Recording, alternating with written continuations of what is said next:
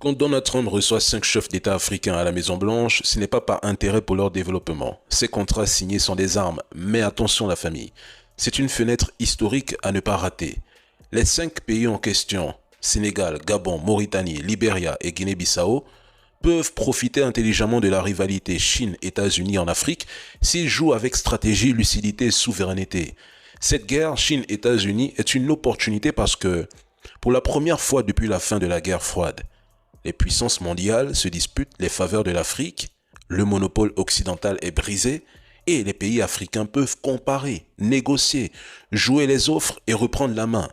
Trump veut contrer la Chine et la Russie en Afrique, ralentir leur influence, bloquer leurs contrats et récupérer ce que les États-Unis ont perdu ces 10 dernières années sur le continent. Trump n'est pas là pour coopérer. Il a lui-même dit en 2018 en traitant les pays africains de merde. Trump est là pour contenir ces deux grands adversaires stratégiques, Chine et Russie. Il est là pour recoloniser intelligemment via le business, les contrats soi-disant gagnant-gagnant, et créer une forme de dépendance douce, tout en empêchant l'Afrique de devenir un pôle autonome. Les 5 pays africains invités occupent tous des positions côtières de premier plan et présentent également des opportunités pour raccourcir les chaînes d'approvisionnement mondiales et sécuriser de nouveaux flux de ressources. Mesdames et messieurs, le golfe de Guinée est une zone stratégique de transit énergétique et logistique. Loin de là, les États-Unis voient une opportunité d'y installer des postes d'écoute, des bases militaires et court-circuiter la Chine.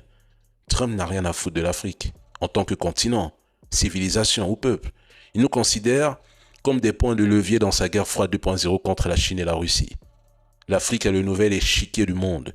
Ce qui s'y joue dépasse les frontières et dépasse la visite de ces 5 chefs d'État. Maintenant, c'est à ces 5 chefs d'État africains de savoir manœuvrer intelligemment dans cette guerre d'influence qui oppose les États-Unis à la Chine et à la Russie, ou du moins aux BRICS. Force. Problème. Il y a quand même un problème, il en parlait très bien, parce qu'on posait la question de pourquoi la France est là.